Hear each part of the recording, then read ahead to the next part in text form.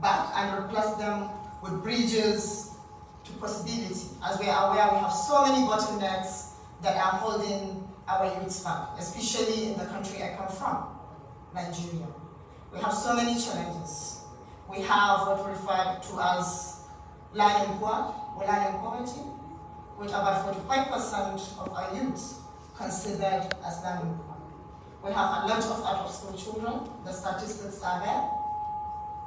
Different statistics, but we're trying to have one uniform data source in the country. We're working towards that. But some of the data you may see will be 18%, 18 million out of school. Some will say 60 million out of school. All these are barriers for the African youth, for the Nigerian youths to actually actualize their full potential.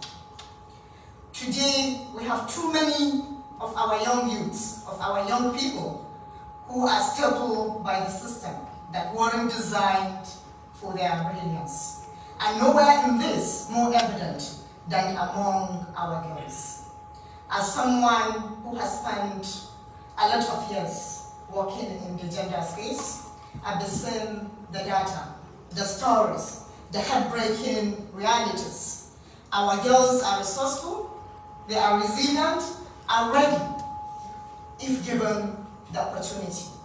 But their path is strewn with obstacles, poverty, early marriage, limited access to education, and societal expectations that tell them they cannot make it, they cannot do it. But what if we rewrite the script?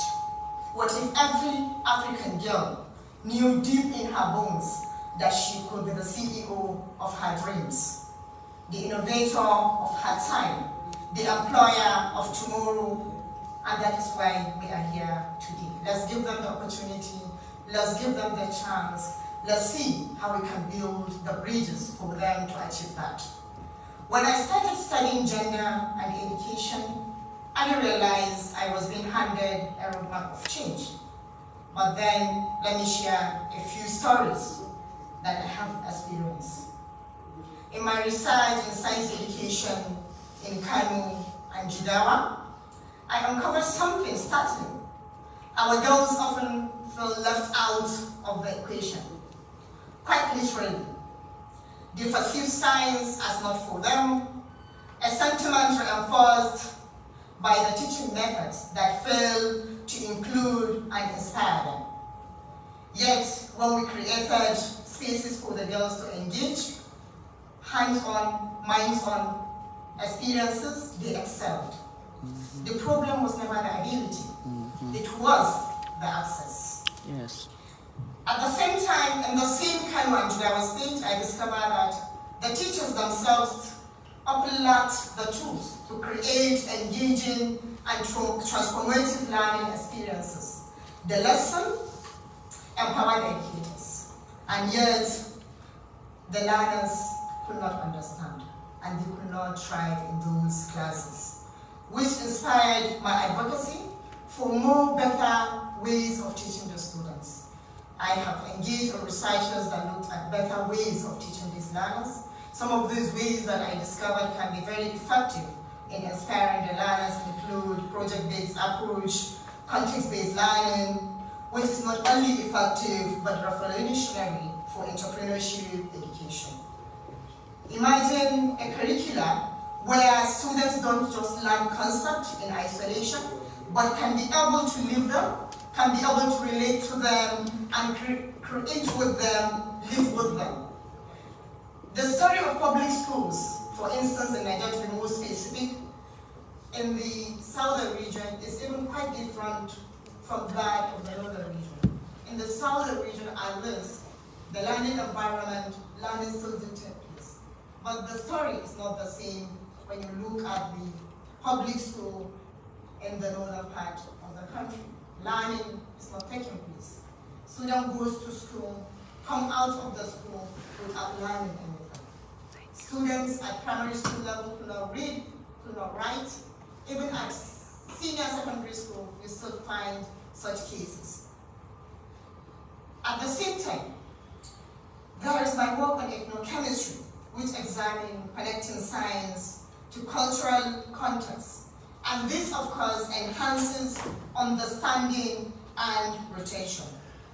These researches that I have conducted taught me this: when education is relatable, it becomes irresistible at the same time. We need this kind of relatability in every subject, especially entrepreneurship. If we want our youths to believe they can change the world, we must start by showing them how they can change their own communities. And this is why GA Africa, your work is very critical in ensuring this.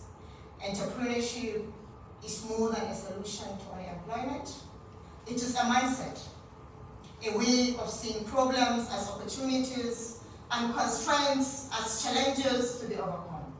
The GA Company programs epitomizes this vision, which of course equipping young people to build businesses that address real-world challenges.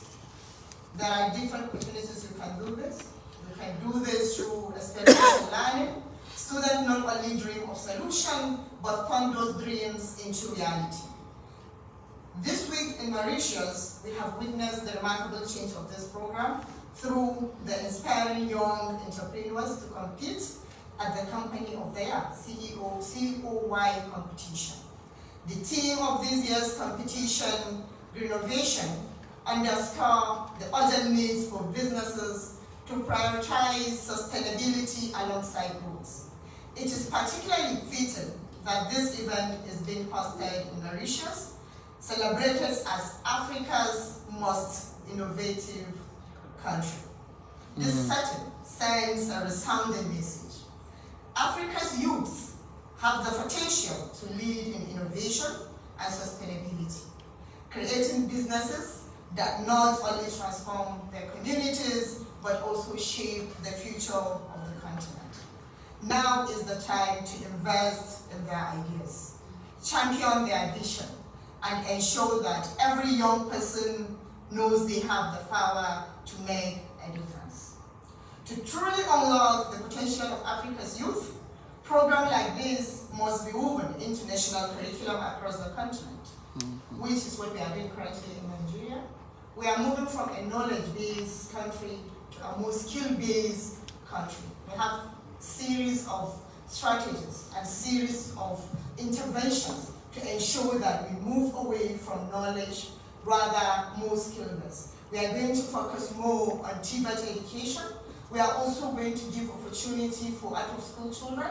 We are developing NSQs and SEQs for out of school as an adult, as a youth that have never gone through the 4 walls of school. You can be able to learn a skill and to be able to support you with a startup app so that you can actually go into a business of selling whatever it is that you are able to learn the skill and develop. So we are moving towards that in the country.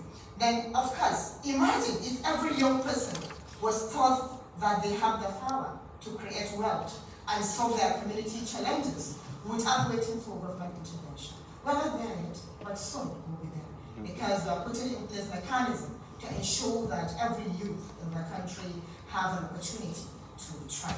Of course, the role of the government will shift to enabling access to such education and crafting policies that help innovative ideas and businesses scale. Take a moment to think about this. If we could ignite the entrepreneurial spirit in every African girl, we wouldn't change her life, we would change her family, her community, and her country. It starts with education that sees her, hears her, and equips her. There is a saying: if you educate a child, a girl child, you are not only educating her, but you are educating the society. An educated woman ensures that her children are empowered. If she doesn't see the value of education, then she wouldn't put in place all the things necessary for her children to strive for that education. And this is the reality of the northern part of the country. I'm from the north, so I'm excused if I say that most of our women and girls in the north don't see the value of education. And that is why they don't try to see how do we optimize the opportunities of our children, of our child, of our girl child. That's the issue. We want to change that. We want to change the narrative. Let's empower these girls so that they empower the society. Of course, education is not a solo act. It is an ensemble performance. Everybody must put his hand on the leg. As Kelly mentioned, it doesn't take one hand to clap, it takes all the hands to clap to make a resounding effect. Therefore, government, private sector, civil society, educators, we all have to have roles to play. Programs like Set for Life thrive on partnership, and so does Africa. Together, we must reimagine the system that delivers entrepreneurship education. Together, we must create pathways for girls to step into power. I am proud to say that in Nigeria, we are working hard to do just that, in line with the renewed Hope agenda, as I mentioned earlier. We are integrating STEM and entrepreneurship into our curricula and making intentional efforts to close the gender gap in education. We are also focusing more on TVET, but this is just the beginning. I stand here today not only to share our progress, but to invite collaboration, because Africa rises together. Allow me to leave you with this vision. Imagine a girl in Kano, or Kigali, or Kampala. Today she sits in classroom uncertain of her future. But because of what we do here, she graduates not just with knowledge, but with a confidence. She launches her first business, a small one, perhaps a tailoring one. It grows and she employs 2 other women. Soon it is 10 employees, then 50. She becomes a mentor, a leader, an innovator. And one day she looks back and says, they believe in me, so I believe in myself. Ladies and gentlemen, thus girl's story can be Africa's story, but it begins with us. So let's build the bridges. Let's invest in the potentials we see and the possibility we can't yet imagine. Let's make education not just an opportunity, but a promise. A promise to every young person that they can reach their full potentials. I'm excited about how today's discussion will set us on a path to practicalizing this vision and invite everyone in the room to be part of this transformative dialogue. Thank you once again for the opportunity to speak today. I look forward to working with all of you as we continue this vital journey together.